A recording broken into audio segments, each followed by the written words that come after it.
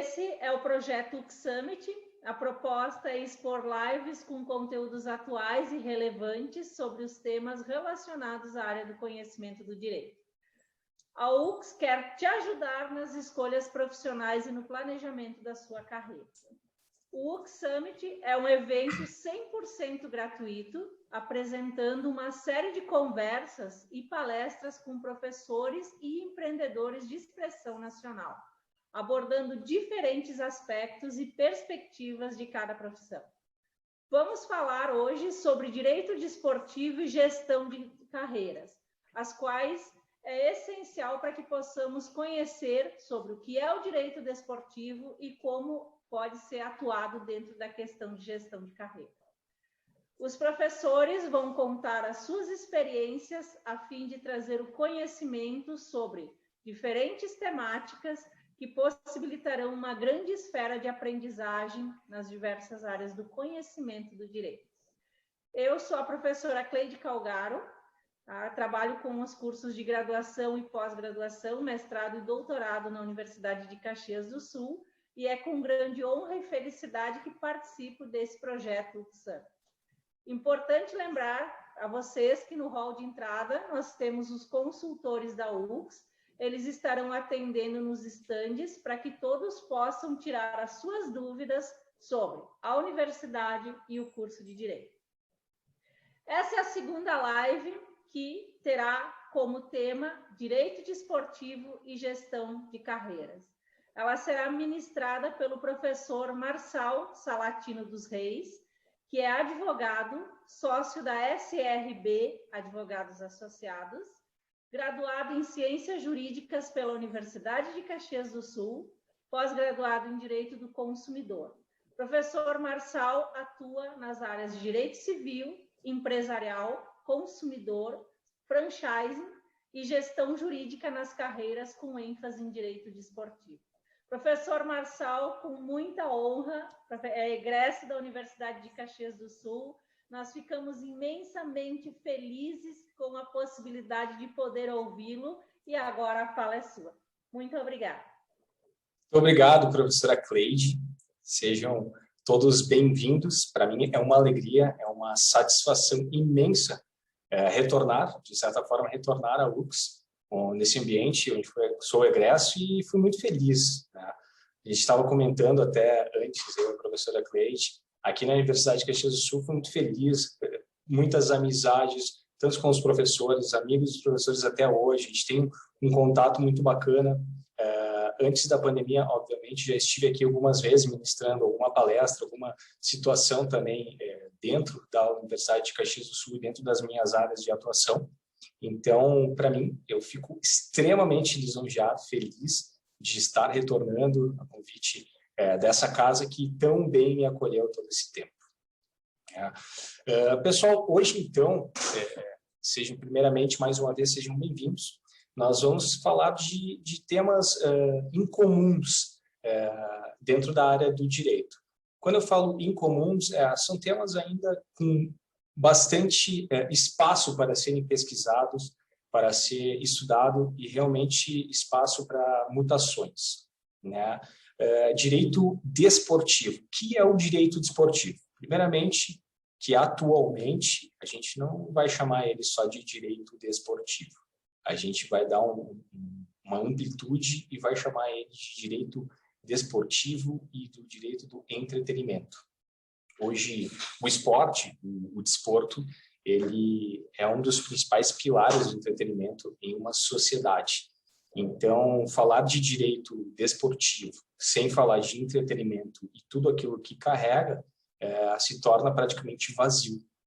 Então, o que é o direito desportivo? Primeiramente, já a terminologia já automaticamente indica, né, que cuida do desporto, aquele que traz a legalidade ao esporte e dentro de todas as esferas, sejam elas constitucionais, né, o desporto é previsto na Constituição, como a professora Cleide é especialista, e isso é uma obrigação, né? O desporto ele tem que estar em umas atividades máximas de nossa Constituição e de uma sociedade, e para isso ele deve ser regulado. Muito bem, como é que ele é regulado? Como é que se aplica o direito desportivo? Primeiramente, ele é uma junção de direitos, né? E eu até brinco que o advogado do direito desportivo, que só faz o direito desportivo, ele, sim, é muito bem sucedido, ele é muito bem estruturado naquilo que ele faz, mas eu entendo que o direito desportivo é uma das áreas, e todas essas áreas que depois eu vou falar de gestão um pouquinho, como é que a gente linka, né? Mas o direito desportivo do entretenimento, ele é uma das áreas do direito que necessita que o advogado ele seja um pouco universalista, ele entenda de muitas áreas, ele seja especialista pelo menos em algumas, mas que ele realmente atue em várias. E quando eu falo em várias áreas, eu falo desde o direito empresarial, direito civil, direito societário, direito contratual, principalmente, né? E principalmente relações exteriores. Né? Então, ele é um profissional completo que atua em uma área que ainda não é tão difundida, apesar de ela existir desde 1960. Né? Então, o que faz o profissional do direito desportivo? Primeiramente, ele atua junto a tribunais do desporto, né, a cortes do desporto dentro do Brasil e no exterior também. Ele atua em clubes, e quando eu falo clubes, eu não falo só clubes de futebol, eu falo clubes do desporto, que eu falo clubes sociais também que tem esportes envoltos, eu falo diversas maneiras, desde o clube que faz o basquete, o vôlei, mas é mais habitual e a linguagem usual é que seja um clube de futebol. Né? Então, desde tribunais, clubes, atletas, né? O advogado do direito esportivo ele atua para atletas nas suas atividades, fazendo o quê? Defendendo os atletas em cortes também que sancionatórias, onde vão sancionar esses atletas por alguma irregularidade cometida, desde doping até irregularidades dentro do jogo, do desporto, e até também, em alguns casos, extra-jogo, que também a conduta do desporto ela é bem observada. Né? E, principalmente, né, quando a gente fala de atletas, federações, clubes, tribunais, né? E tem outras áreas também do desporto que são muito bem aceitas, que são da área agora do entretenimento. Sim, o direito do entretenimento, aqueles contratos publicitários e de mídia, eles necessitam também de advogados especialistas em direito desportivo. Para quê? Para fazer um link onde a gente tenha a legalidade dentro do esporte, dentro de todo o âmbito que ali a gente aplica. Então, basicamente, o que é o direito desportivo é isso. Quero atuar em clube de futebol, quero atuar dentro de clube, cuidando que o clube pague direito os seus impostos, cuidando que o clube faça contratações pontuais e faça bons contratos com os seus atletas e com os seus colaboradores. Eu quero cuidar para que o clube também não seja multado, não seja sancionado por tribunais do esporte e eu possa defender meus atletas. Aí, beleza, eu quero advogar para atletas de futebol dentro do desporto. Perfeito, vamos analisar contratos desses atletas, vamos defender eles em cortes, vamos instruir esses atletas, e quando eu falo instruir, a gente vai daqui a pouquinho ir para a gestão de carreiras, né? Então, dentro dessa área, a gente tem inúmeras possibilidades, que eu aguardo ansioso depois, obviamente, as perguntas de vocês, para que a gente tire dúvidas pontuais nesse escopo. Muito bem. Passado essa primeira onda de informação, que eu espero não ter tonteado vocês, eu espero que vocês tenham entendido algumas situações, a gente vai para a área de gestão de carreiras. Primeiramente, quando eu falo gestão de carreiras, né, eu espero que ninguém confunda que o advogado ele do direito desportivo, de gestão de carreiras, ele não é obrigado e ele não necessariamente, e é bom que ele não seja envolvido em transações do esporte, né, que eu oriento o que é. Que ele tome partido ou de clubes, ou de atletas, ou de até mesmo de empresários, de agentes, de intermediários do mundo do esporte. Né? Hoje, a CBF chama os empresários do futebol como intermediários, né? Antigamente era chamados de agente FIFA. Eu vou focar um pouquinho no futebol agora para explicar, porque basicamente é o nosso dia a dia, mas a gente atua também em outros esportes que depois a gente vai abordar.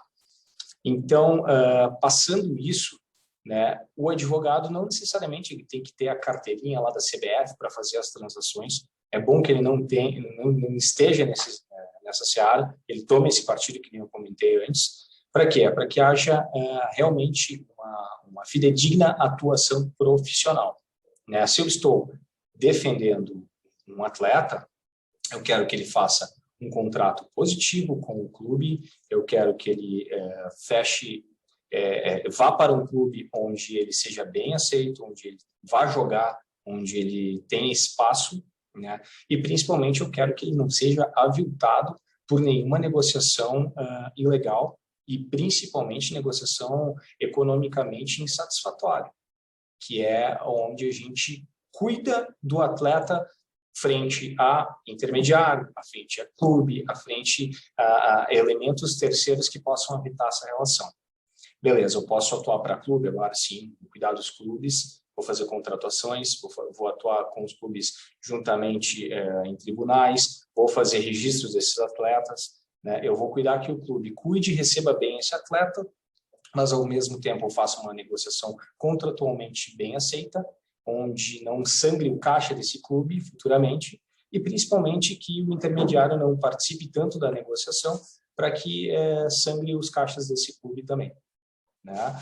E passando tudo isso, nesse aparato de meio, a gente vai para o fim. O que é a gestão de carreiras, né? O que é a gestão jurídica de carreiras? Isso é a parte boa de fazer. Isso é a parte que realmente necessita o maior conhecimento e a maior profundidade do advogado. Por quê? Porque quando eu falo de gestão de carreiras, eu estou gerindo a carreira de um atleta, estou gerindo a carreira de um artista de alta mídia, estou gerindo a carreira de um chefe de cozinha, estou gerindo a carreira de um grande empresário. Enfim, vamos focar nos atletas para ficar um pouquinho mais fácil para a gente entender dentro do âmbito do direito esportivo. Quando eu faço a gestão de carreira, né, a gestão jurídica de carreira desse atleta, eu cuido para que este atleta, que geralmente a gente atua em atletas de alta performance, ou seja, não é aquele atleta de final de semana, não é aquele cara que vai jogar o campeonato do bairro, não necessariamente é isso, né?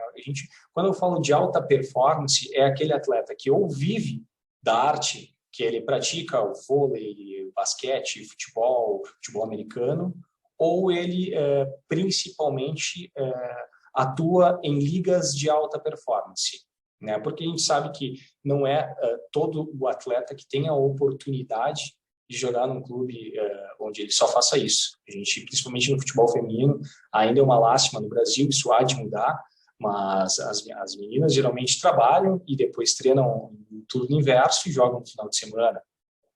É triste ainda não ser a valorização que a gente necessita nesse futebol feminino. Sim, estamos a passos lentos, sim, mas estamos a passos, né? Ele está tendo um avanço muito positivo nesses últimos tempos, né? E algumas mudanças de legislações venham a beneficiar. Por exemplo, algumas mudanças que podem ser positivas obrigações de times de Série A ou times de Série B ter anexo também um time feminino dentro do escopo da associação, para que isso seja incentivado cada vez mais. Mas, enfim, vamos lá. Voltar para a gestão de carreira, jurídica de carreira deste atleta.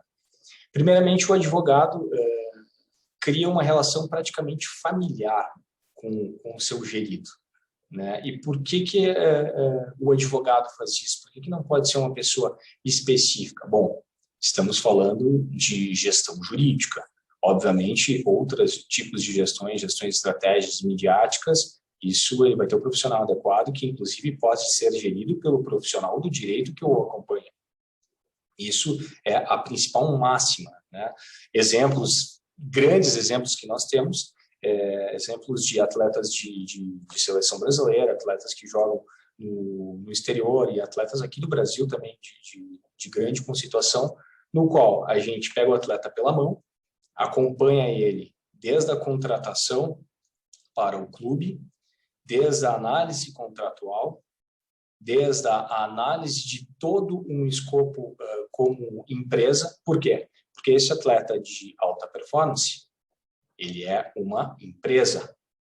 Ele basicamente ele tem grande propagação midiática, ele tem geralmente grande possibilidades de entradas financeiras, né? Problemas também de ordem tributária, societária, empresarial. Então, aí que entra a parte de a gente proteger juridicamente este atleta para que ele se importe totalmente com a atividade que ele está realizando. Né? E também o sentimento, ter o feeling que a gente vai observar aquele atleta, vai entender qual é a real necessidade daquele momento daquele atleta. Então, por exemplo, um atleta que a gente pega ele pela mão, ele geralmente tem um empresário, tem um intermediário que traz a proposta, né? Geralmente o advogado participa nesse entremeio, analisa juntamente com esse intermediário, traz a proposta para o atleta, explica todas as benesses, as não benesses que vai acontecer. Dando tudo certo, tendo um acordo, a gente participa com a negociação junto com o clube contratualmente, né? E coloca esse atleta para trabalhar, para fazer sua atividade. Agora, extra-campo, o que eu me preocupo com esse atleta? Bom, primeiramente, eu me preocupo de ele ser uma boa pessoa, né? Não somente um atleta bom, um atleta de alta performance que dê grande rendimento para o seu clube, né? Mas eu me preocupo que ele tenha o seu caráter forjado dentro de uma filosofia interessante para que isso gere frutos futuros para ele e, obviamente, mínimo ruído possível na sua carreira. Traduzindo, menos gestão de crise, menos polêmica. Vai acontecer, obviamente, o advogado, o profissional está aí para isso, mas a gente faz todo um trabalho para que isso não aconteça. O primeiro trabalho, o mais importante, além, é claro, da física desse atleta, além da educação física dele, de ter bons profissionais, inclusive com autorização do clube extra-campo, para que ele possa ter um rendimento além do imaginado, além do que ele já treina no dia a dia. Se ele pudesse um pouquinho a mais, obviamente vai trazer bons resultados. Então a gente cuida dessa parte da instrução, desse um atleta não suscetível a lesões, ou seja, fisiologista, médico de confiança, a gente cuida dentro desse sistemática desse atleta. Uma coisa que acredito eu que seja uma das principais atuações dessa gestão de carreira é a terapia em dia. Tratamento, eu não digo tratamento porque o atleta ele passa por muita pressão. Não. Eu falo de um bom trabalho psicológico para que ele seja um cidadão bom, para que ele esteja ciente, para que ele se conheça. Então, o trabalho psicológico é fundamental dentro da gestão de carreira de alta performance. Ter uma terapia em dia, para ele estar preparado para os momentos do dia a dia dele, do esporte, para ele estar preparado para os momentos dele, da vida extra-campo. Então, passado, física, alimentação, ter uma alimentação regrada, cuidar da alimentação, cuidar da atividade extra-campo para que ele não ultrapasse a linha do aceitável. Aliás, ele é uma pessoa pública, ele tem que cuidar disso. Alguns clubes exigem cláusulas de rescisão contratual com pagamento de multa a atletas envolvidos em escândalos, então a gente cuida disso. E desde a parte de cuidar de negócios, né, quando o atleta ele tem grande possibilidade de ganhos financeiros, chovem oportunidades para que ele invista nisso, invista naquilo, invista no outro, está ali o advogado para dizer não, isso não é bom para ti, olha, isso o meu parecer não seria positivo para isso, seria positivo para aquilo. Por quê? Qual é que é o grande objetivo? A carreira de um atleta, ela de alta performance, ela inicia nos seus 18 e ela acaba basicamente nos seus 34, 35, hoje em dia um pouquinho mais. Mas a gente tem 15 a 20 anos de carreira. Então a gente tem que cuidar muito, se caso não haja nenhum percalço de lesão, nada, para que o quê? Esse atleta consiga ter condições financeiras também como pessoa, como dignidade de pessoa, para que ele tenha uma vida plena e uma vida bem regrada financeiramente até o seu final da vida, ou até quando terminar a atividade de atleta profissional e começar uma outra atividade, né? Ter esse respaldo. Isso a gestão jurídica de carreiras também faz, né? Então, a gente praticamente abraça o atleta, abraça a persona de alta publicidade para que realmente cuidar juridicamente da vida dele e que ele não faça nenhuma coisa fora do eixo que possa vir prejudicá-lo.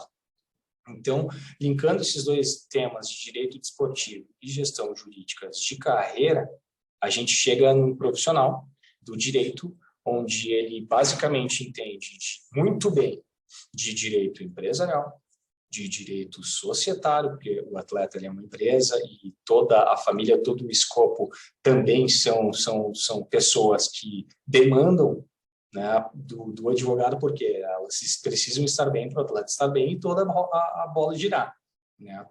Direito civil, relações civis, tem que ser bom também no processo civil, porque relações de dia a dia, relações de alta performance, acontece processo. Tanto é que nosso escritório, a gente tem áreas de referência como direito empresarial, direito societário e o processo civil. E, obviamente, juntamente com o direito civil. Então, angariado tudo isso, tendo uma fonte dentro do meu escritório, onde eu possa ter tranquilidade para atuar estrategicamente junto com o meu atleta e pegar a demanda e destrinchar ela, perfeito. Por isso que os advogados generalistas, de qualidade, não aquele que faz tudo e acaba não fazendo muita coisa, ele vai ter um pouquinho mais de vantagem dentro desta área para que ele entenda toda a sistemática do atleta, que ele entenda toda essa sistemática de como realmente funciona ou o mundo da bola, ou o mundo dos esportes de entretenimento. Quando eu falo isso, a gente está falando de e-sports, né, esportes eletrônicos. Né? Quando eu falo de entretenimento, eu falo de direito esportivo, eu não posso deixar de passar por essa área do e-sports, que realmente hoje é um dos maiores faturamentos em termos de entretenimento dentro do desporto, está migrando para o esportes. A gente tem muitos atletas de alta performance dentro do esportes. Eles são atletas profissionais? Olha, eles são atletas de esportes. Eles podem não ter uma física muito treinada, mas eles têm outras habilidades e eles estão dentro do mundo esportivo. Né? Então, basicamente, e dando uma pincelada rápida e sem passar muito tempo em cada área, porque senão a gente vai madrugada dentro, pessoal. Basicamente, o que a gente tinha para passar para vocês de que são as áreas seria isso. Né? Não sei se tem alguma questão, algum questionamento importante para tratar, Prof. Cleide. Então, professor Marçal, parabéns pela sua brilhante exposição. Ficamos imensamente felizes com as suas explicações e foi muito elucidativa, até para que as pessoas percebam a importância do esporte no Brasil. E eu tenho uma pergunta para tirar a timidez do pessoal. Como o professor acha que poderiam ser valorizados os esportistas dentro do país? Porque hoje existe muito uma preocupação só com o futebol, mas existem outros esportistas que estão atuando na sociedade que muitas vezes não são valorizados. Como o professor acha que poderia haver essa valorização? Na realidade, a gente tem muito boa pergunta. Na realidade, a gente tem diversos formatos, diversas leis de incentivo, mas que elas são mal aplicadas. Né? E esportes que não geram, digamos assim, fomento econômico para o entretenimento e assim não é fomentado. Né? Então, o que acontece? Tem grandes esportes, tem grandes esportistas, por exemplo, aqui até um exemplo aqui da UX, a canoagem, né? Que é um esporte excelente, de um cunho de formação espetacular, mas pouco incentivado. Né? Há leis de incentivo, há muitas leis esportivas, mas ainda muito burocráticas. Né? Eu acredito que para facilitar esse tipo de transação, A atividade governamental poderia incentivar de uma forma menos burocrática, obviamente com lisura, com transparência, mas menos burocrática para dar principalmente incentivo a instituições de estudo que detenham este espaço para atletas de modalidades não habituais, digamos assim, não me encarem mal, mas não habituais para serem desenvolvidas. Por exemplo, o atletismo, por exemplo, a natação, que tem grandes clubes que também aplicam, mas a natação ainda que é muito bem difundida, mas esportes de menos articulados, como um grande exemplo é a canoagem, por exemplo, poderiam ser fomentados dessa forma, buscar a lei de incentivos através de outras abordagens. Né? Agradeço a resposta, professor. O pessoal perdeu a timidez e nós temos várias perguntas. Já estou vendo aqui do ladinho. Então, o Cássio, ele pediu se o senhor acredita que no caso do Fernando houve uma falta de auxílio jurídico ao atleta. Mas, sem dúvida, o caso Fernando, Cássio, parabéns pela pergunta. O caso Fernando, se eu não me engano, Cássio, é o jogador Fernando, né, que deu todo o problema na Rússia com o motorista dele, preso indevidamente com os remédios do sogro, é isso, né? Acredito que seja esse o caso. Sem dúvida nenhuma, houve, com todo respeito aos colegas que de repente trataram, não é nem uma falta de auxílio jurídico, mas sim uma falta de preparo, de gestão de carreira e de cuidado ao dizer, olha, não te recomendo fazer isso, não te recomendo fazer aquilo, ou até mesmo de contato humano. A gente não sabe o que aconteceu entre os meandros da situação, obviamente, entre eles, mas é inadmissível, né, pelo que a gente viu na imprensa, eu também não acompanhei juridicamente o caso, mas pelo que a gente viu na imprensa, o rapaz preso não ter sido assessorado com os melhores advogados ou as melhores atribuições possíveis por parte do Fernando. Né? Então, isso realmente, esse auxílio jurídico, dizendo, olha só, deixa eu te dar a minha opinião. Né? Sair um pouco de cima do muro, deixa eu te dar a minha opinião como advogado, como teu gestor de carreira, como teu advogado. Vamos dar uma atenção. Vai te dar uma mídia muito negativa, Fernando. Né? Vai te dar uma mídia que não é positiva. E a gente está falando de um ser humano. Falando de um ser humano, a gente está deixando ele à mercê de um governo no qual a gente não conhece bem as regras.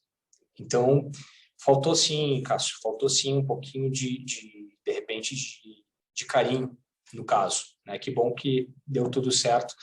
Deu tudo certo entre partes, né? Porque foi muito doloroso. Foram mais de 2 anos. Né? Eu estou acompanhando aqui também... Isso, Prof. Cleide. Eu vou fazendo as perguntas e daí o prof vai respondendo, pode ser? Uhum, com certeza. Tem o Vinícius Rego, que ele diz que muito se fala da máfia que existe dentro do futebol. Isso é verdade ou mito? Já que eu vi muitos relatos de advogados que tentam entrar nesse meio e sofrem muito. Então, Vinícius, agora começou a fase polêmica. Isso a gente adora. Na realidade, o futebol, eu sempre brinco, né? O futebol e o mundo do desporto, ele é perfeito, as pessoas que estragam, né? Então, como toda atividade, tem pessoas bem intencionadas e tem pessoas com má intenção. Né? O meio do futebol, como ele é um meio que carrega muitas quantias expressivas de valores, obviamente ele atrai pessoas mal intencionadas. Né? O advogado que realmente quer entrar nesse mundo, quer atuar nesse mundo, a gente brinca no escritório que o estômago tem que ser forte. A gente tem que ter um estômago forte porque a gente vai ver algumas situações que não te dizem respeito, mas que tu obviamente não concorda com aquilo de forma alguma e nunca vai concordar dentro do teu caráter, dentro da tua lisura. Mas que tu vê, tu não pode fazer nada, né? Dentro da legalidade, mas que moralmente aquilo não é correto. Eu não posso dizer e generalizar que existe uma máfia dentro do futebol, até porque nos clubes que a gente atua e com os atletas que a gente atua, a gente já viu muitas situações de má intenção por pessoas terceiras, mas nunca essa terminologia de uma máfia que existe para prejudicar um clube, um atleta, uma liga, mas sem dúvida nenhuma, devido a toda a repercussão midiática e de valores que gera, tem pessoas mal intencionadas, infelizmente, que atuam nessa área. O Josué, professor, ele diz, geralmente os jogadores levam amigos para trabalhar junto. Como conciliar isso? Além de cuidar do jogador, tem os amigos ainda dentro desse contexto. Tudo certo. Pessoas de confiança é que o atleta mais precisa. Pessoas de boa fé e de confiança. Desde que elas tenham um mínimo de especialidade possível. Desde que elas possam realmente colaborar. A gente tem muitos casos que os atletas têm amigos, têm familiares que atuam e que, em alguns casos, são muito positivos. Em outros casos, a gente tem que dar uma puxadinha de orelha. Mas, na maior parte dos casos, é muito positivo, né? Às vezes, o atleta vai muito cedo para o exterior ou vai muito cedo para outra cidade dentro do Brasil, que ele não atua diretamente com a família próxima, e um amigo, uma pessoa de confiança por perto, realmente faz o psicológico dele ficar mais fresco. A gente tem um atleta com maior qualidade psicológica. Então, eu não vejo problema nenhum, desde que, obviamente, venha para beneficiar. Né? Eu sei que tu se sugere, dos parceiros do Neymar, por exemplo, né? Mas calma, né? Eu acho que tem espaço para todo mundo trabalhar dentro de um contexto e dentro de um benefício para um núcleo geral, para essa empresa que esse atleta está carregando. Né? Não vejo como um mal, não. Vejo até como, na maior parte dos casos, como positivo. A Gabriela Martins, ela fez 3 perguntas, professor. Então, eu vou colocar a primeira e depois a gente vai ir. Considerando que no esporte os atletas muitas vezes precisam de resguardo judicial quando ainda são adolescentes, alguns até crianças, o protocolo dos processos é através do jovem mesmo ou precisa ser através de um representante, como nos processos cíveis? Muito boa essa questão, Gabriela. Inclusive, saiu essa semana passada, se não me engano, uma decisão do STJ que rediscutiu isso. Os atletas, quando eles estão nesse período de incapacidade, dos 16 aos 18 anos, e eles precisam assinar alguns contratos, em alguns casos houve anulação de alguns contratos. Por quê? Porque não foram validados judicialmente. Né? E muito menos porque eles precisam que os pais assinem, e muitas vezes esse atleta não tem pai ou não tem mãe, ou o pai é desconhecido ou a mãe é desconhecida, né? Há muito desse tipo de prospecto e precisa de uma autorização judicial para assinar esse contrato e não ter problema. Na maior parte dos casos não dá problema a assinatura dos pais como representante, mas em muitos outros casos eu já vi contratos serem anulados sem autorização judicial. Aqui. Desculpa, perdão. Outra questão da Gabriela é como funciona a questão legislativa quando o atleta brasileiro precisa se submeter a alguma ação judicial em outro país. E o advogado precisa, portanto, ser especialista no direito internacional e com conhecimento de inglês?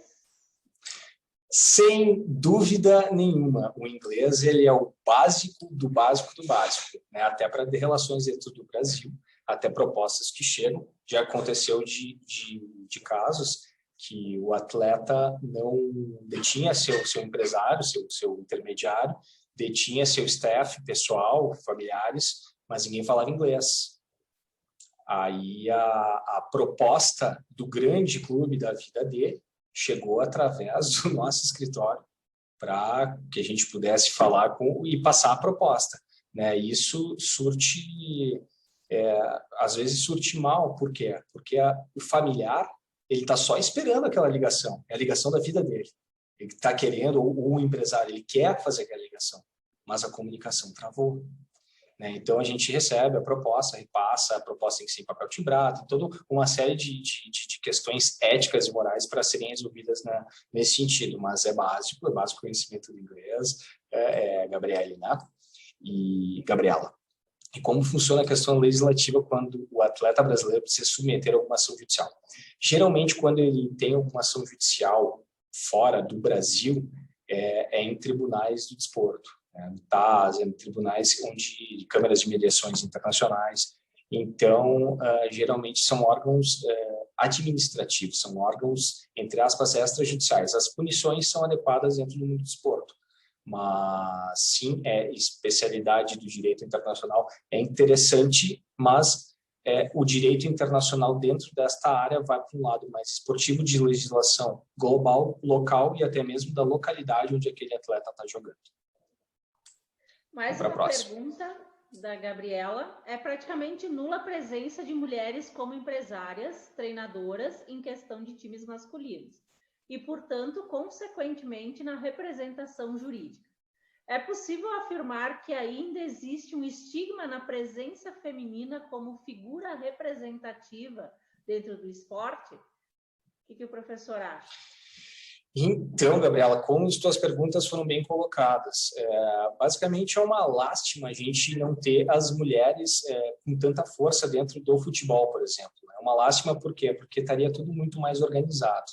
As mulheres têm um time, têm uma percepção que a gente realmente tem que utilizar mais e fazer mais esse link, essa parceria.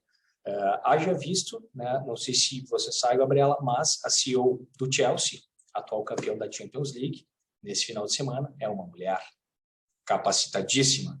E nós conhecemos, não muitas, infelizmente não muitas, mas mulheres que trabalham no esporte são muito bem sucedidas pela sua competência, né?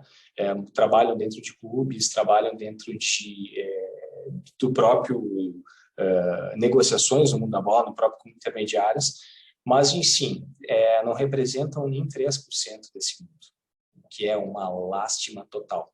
Mas, sim, acho que é um movimento que pode começar com esse tipo de questionamento da Gabriela. Por que não? E, claro, com as mulheres se aprofundando e cada vez mais. Obrigada, professor Marçal. O Arthur Meneguzzi, ele pede como começar nessa área. Existem cursos ou especializações para essa área do direito desportivo? O direito desportivo, sim. Existem cursos, existem especializações, existem bons cursos dentro do mercado. Existem cursos que eu considero irrelevantes, que eu acredito que não sejam muito positivos para a pessoa, elas mais confundem, elas não têm um aspecto realmente de conhecimento, é um aspecto vago, mas existem bons cursos, mas na área de gestão de carreiras, o principal curso é a vida, né? É a experiência dentro da área.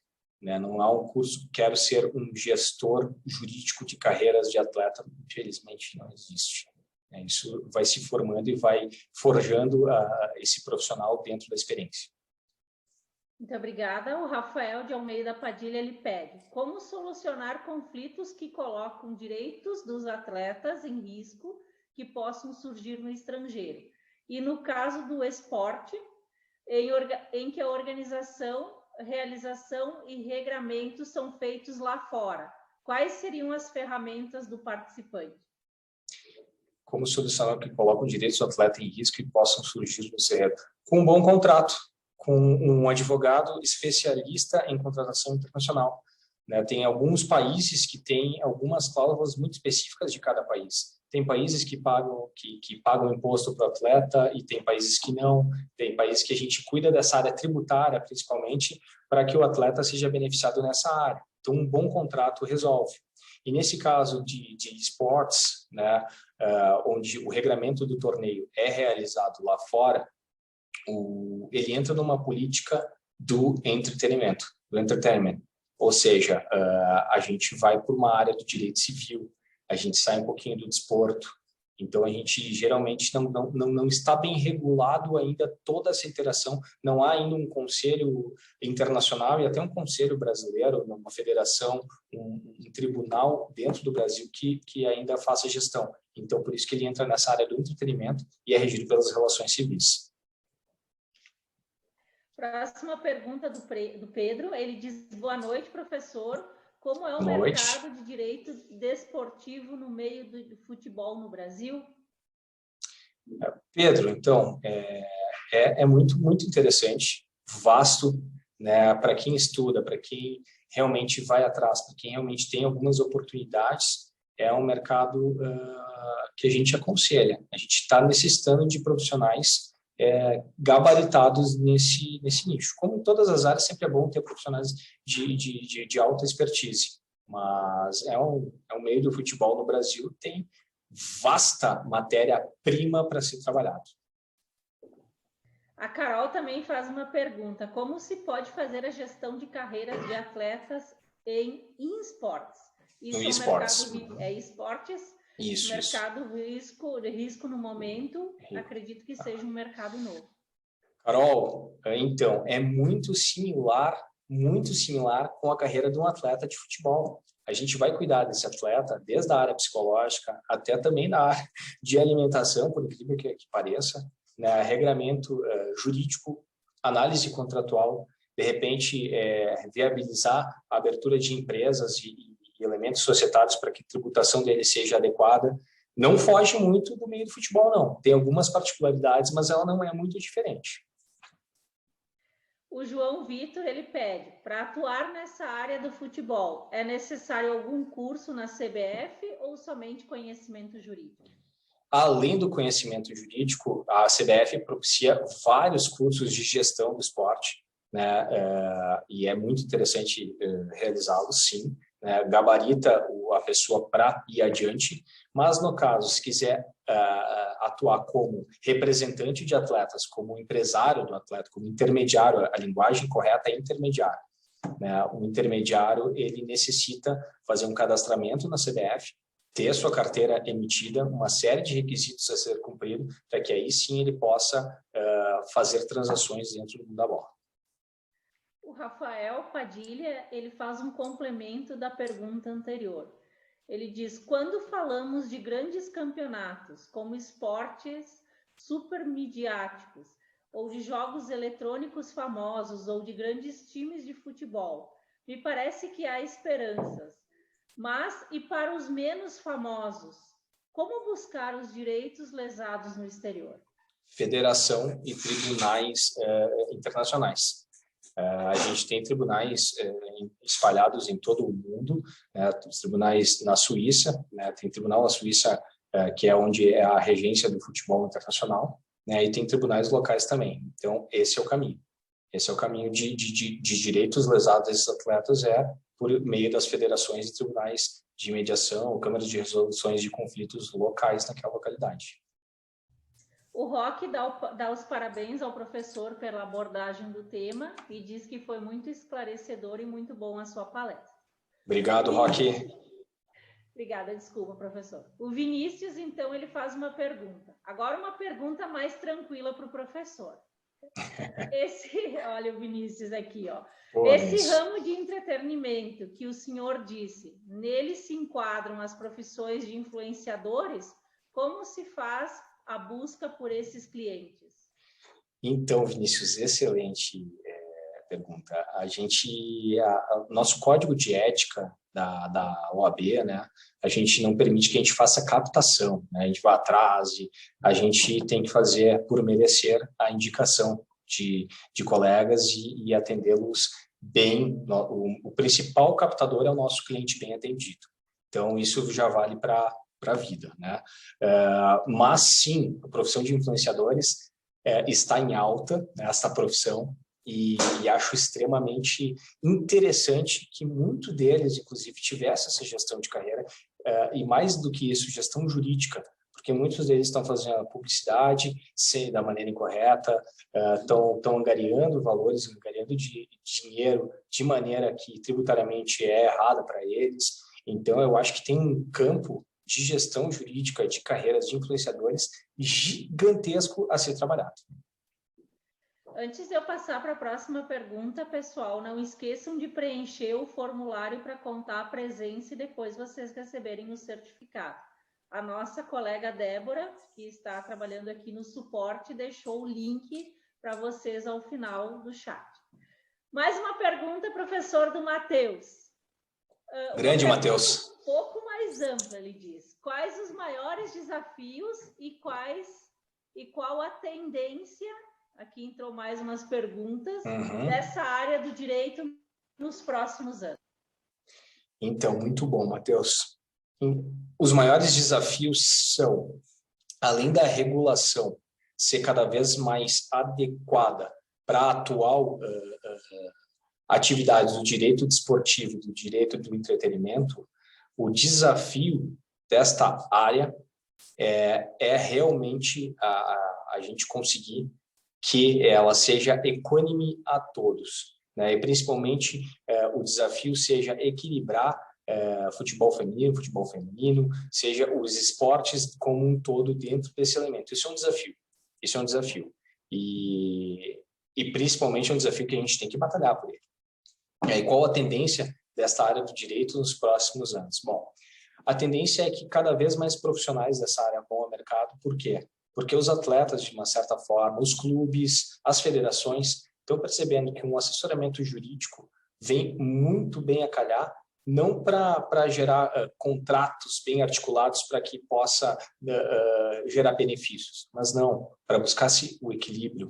A gente finalizar de certa forma, uma relação da maneira mais correta e coesa possível. Antes de ir para cá, por exemplo, vou trazer um exemplo para vocês. Eu estava falando com a representante jurídica de um dos clubes da Série A do Campeonato Brasileiro, no qual a gente teve um atleta que saiu desse clube, foi para outro clube no exterior, e a rescisão não foi paga da maneira correta, não foi feito termos de acordos que não foram cumpridos devido à situação financeira do clube.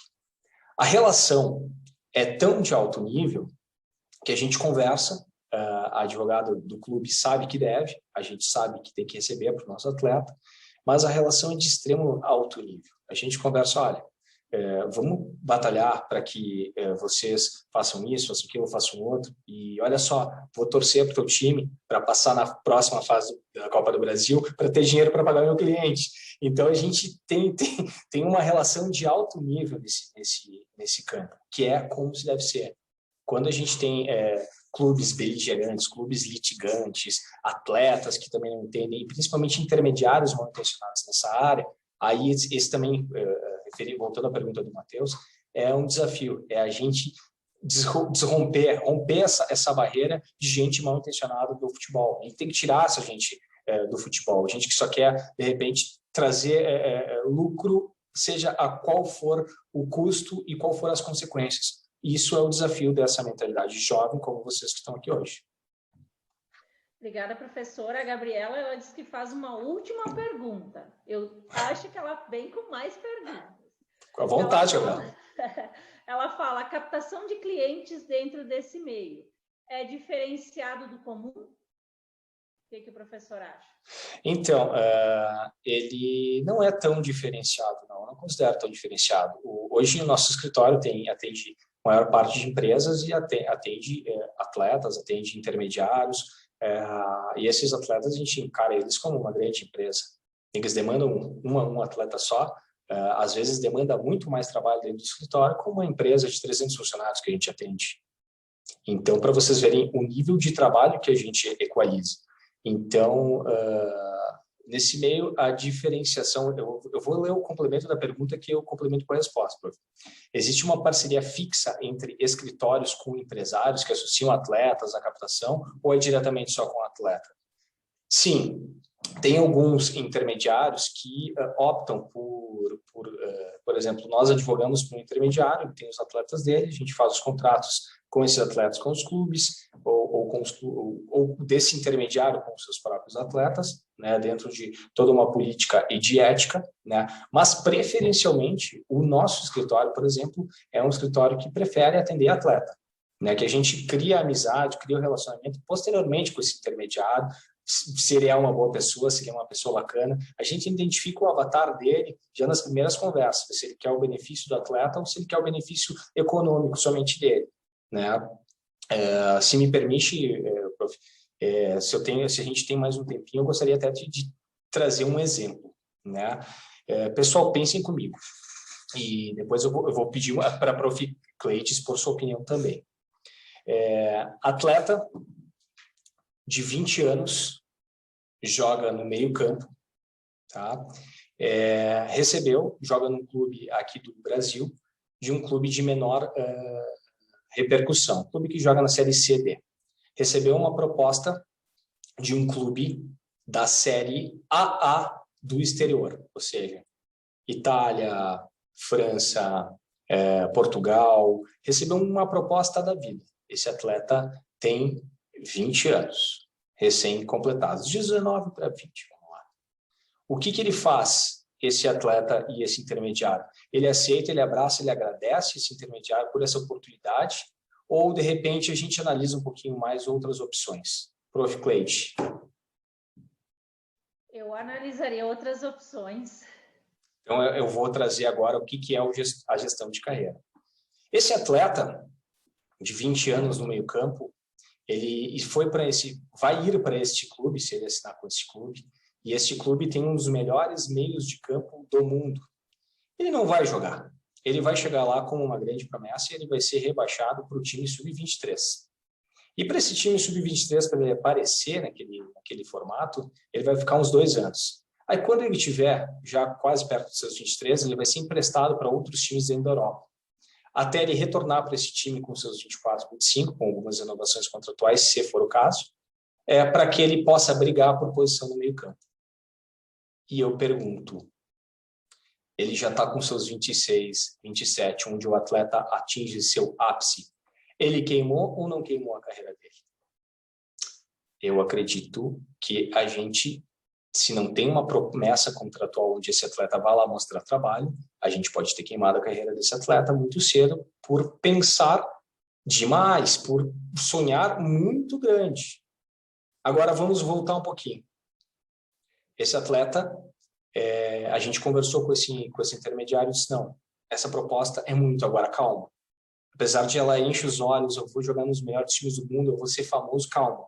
Eu quero um time no exterior, mas que eu jogue. Ótimo, vamos trazer um time de categoria B do exterior. Eles têm 2 meio-campos muito bons, mas tu te encaixa muito bem naquele jogo.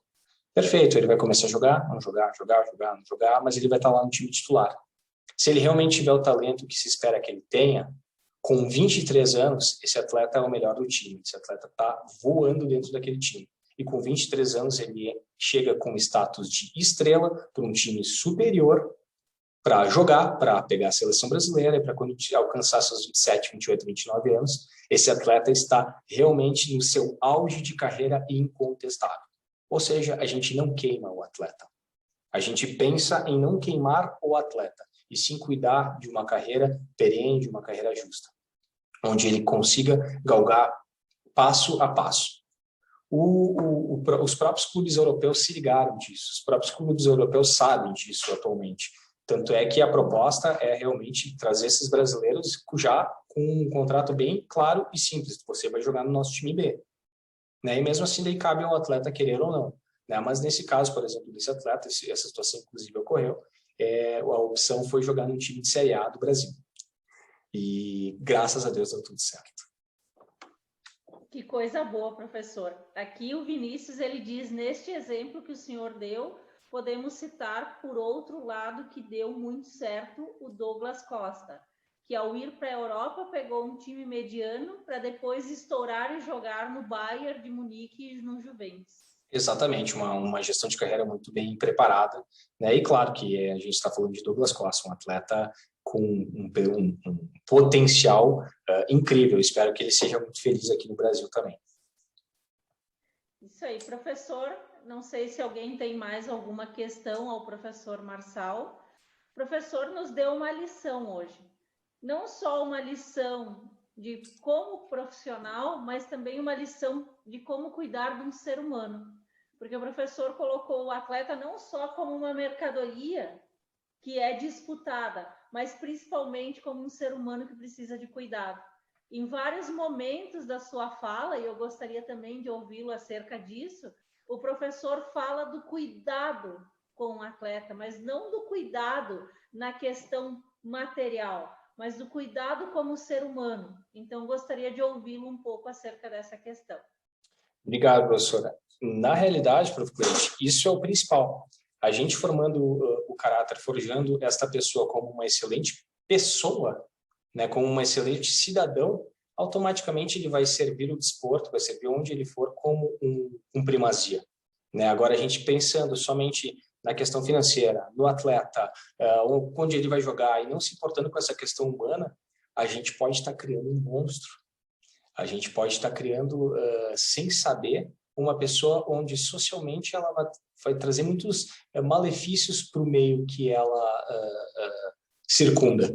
Né? Então, a nossa preocupação como gestor de carreira, como advogados de atletas, né? Aliás, a nossa reputação está em jogo. Né? Quando dizem o teu escritório faz um gerenciamento de carreira de determinado atleta e esse atleta é envolvido em muitas polêmicas, isso é ruim para mim. Eu me sinto afetado, eu me sinto agredido. Né? Tá certo que a gente não coordena, a gente não cuida da vida de cada um. Mas é muito ruim a gente não ter pelo menos o pulso para chegar, olha, gente, vamos mudar de vida, vamos tentar fazer de uma forma um pouquinho melhor. Né? Então, para nós como cidadãos, como profissionais, também aquilo pesa, não é só na vida do atleta, a gente se sente responsável, a gente gosta de cuidar. E é isso. Marçal, obrigada. O Vinícius, ele aqui coloca aqui um belo exemplo de advogado do sucesso, é o professor Marçal. Eu acho que essa mensagem, ela encerra com chave de ouro. Poxa, eu fico lisonjeado. Vou lê-la porque é muito bonita. O Vinícius, ele coloca, professor Marçal, um belo exemplo de advogado de sucesso. Demonstrou o lado bom de trabalhar com o esporte, algo que acredito que o brasileiro ama de paixão. Obrigada, professor, pelo belo debate. Já tinha interesse na profissão, agora eu tenho muito mais. Poxa, Vinícius, eu fico extremamente feliz e emocionado com a tua mensagem. Isso é gratificante, né? Quando a gente atua para clientes e para atletas e vem mensagens como a sua, isso é melhor do que qualquer pagamento. Isso realmente toca e faz a gente continuar. Obrigado, Vinícius, obrigado. Se me permite, meu filho. Eu ia dizer, o Gilmar e a Roberta também lhe fizeram muitos elogios. O Gilmar, esse é um professor também aqui da UX, professor Gilmar Giuliani, grande amigo. Um grande abraço, professor lá de Floripa, juventudista, professor Gilmar. Verdade. Depois o professor pode ir olhando, tem muitas falas aqui dizendo que gostaram, lhe parabenizando, e realmente é muito importante a gente conhecer essa área, porque é uma área que é pouco falada, e a gente tem a paixão pelo esporte, mas não conhece profundamente a área. A área é muito ampla. A área é muito ampla, até para finalizar, isso não dá. Muitas vezes o que passa na imprensa é o advogado atrás do jogador, atrás do empresário fazendo um contrato. Isso é uma pontinha do iceberg. Tem muitas situações e muitas outras, basicamente isso é 5%. 95% é realmente outras situações extra-campo que são necessárias de atenção. Então, a área, pessoal, para quem está entrando, e eu os convido a não desistirem e realmente participar e estudar essa área, que ela é muito promissora e, principalmente, a gente necessita de profissionais que tenham integridade, que tenham realmente o objetivo de crescer na área com honestidade, principalmente com comprometimento. Depois o prof. Olha do ladinho aqui que tem, é o Ju na Série A. Então, olha aí, professor. Amém. Foi bastante batalhado aí, mas graças a Deus ele está lá.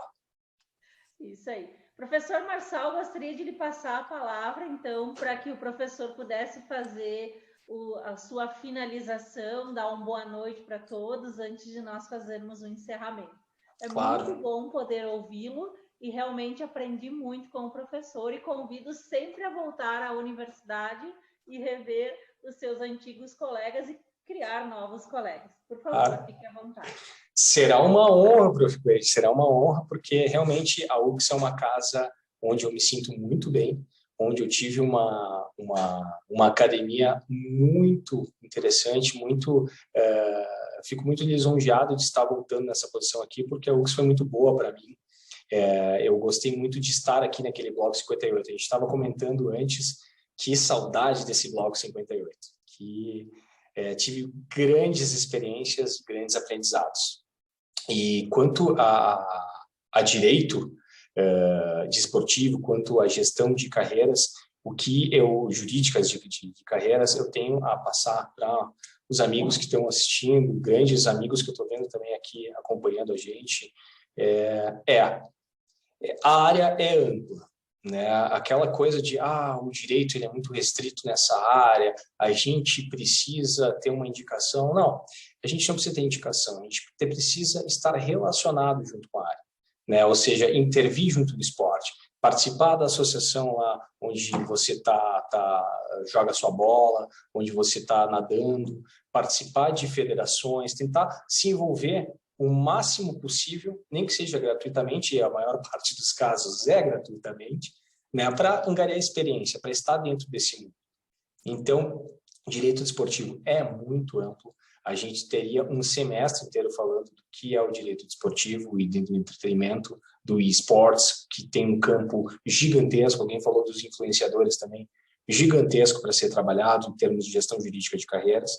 Mas o que eu quero dizer para vocês dá para estudar bons conceitos e bons exemplos na internet no que eu digo em gestão jurídica de carreiras. Isso a gente tem grandes exemplos de carreiras bem-sucedidas, no qual a gente tem um staff por trás que não aparece, mas que está sempre lá presente junto com o atleta, junto com aquele artista, junto com aquele músico, junto com aquele chefe de cozinha, junto com aquela profissão de alta mídia, né, no contexto geral. Então, para finalizar, pessoal, eu agradeço essa oportunidade, agradeço aqui a UX, aos meus colegas, a Prof. Cleide, ao pessoal do Marte, ao Daniel, aqui da UX, que são pessoas extremamente comprometidas com o que fazem, e eu me sinto lisonjeado de estar aqui numa segunda-feira à noite, aqui nesses quase, não sei quantos graus está, mas não está quente, não, está bem frio, porque é gratificante. Então, pessoal, meu forte abraço a todos e eu fico à disposição para as próximas e próximas. Professor Marçal, muito obrigada pela sua brilhante exposição. Muitos comentários acerca da sua fala, da pessoa e do profissional que o professor Marçal é, e é um orgulho para a Universidade de Caxias do Sul tê-lo na palestra e que o professor é egresso da universidade. O professor Marçal é um dos exemplos que a gente tem aqui de não só um grande profissional, mas também de uma pessoa preocupada com as outras. Então, parabéns. Obrigado, prof. Obrigado. Então, pessoal, uma boa noite a todos. Nós agradecemos. Um beijo gelado, 8 graus nesse momento. Um beijo enorme para todos. Muito obrigada. Uma boa noite e a UX espera a todos de braços abertos. Muito obrigada, professor Marçal, e muito obrigada a todos. Muito obrigado. Boa noite.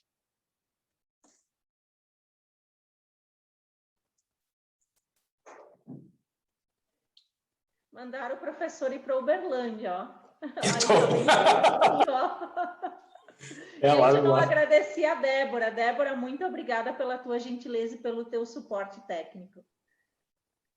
Obrigada, boa noite. Obrigado, Débora. Até amanhã. Até. A gente já está offline do pessoal? Eu vou encerrar agora para todos. Obrigada, professor Marçal.